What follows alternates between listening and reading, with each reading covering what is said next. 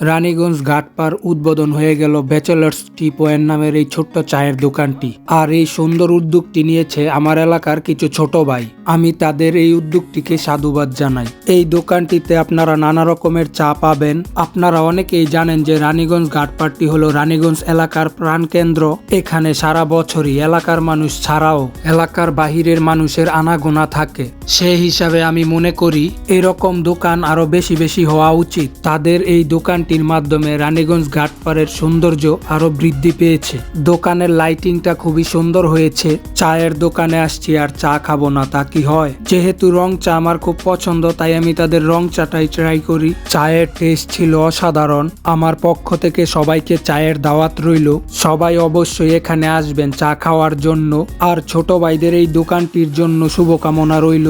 ভিডিওটি ভালো লাগলে শেয়ার করে অন্যকে দেখার সুযোগ করে দিবেন। দেখা হবে নতুন কোনো ভিডিওতে। সবাই ভালো থাকবেন।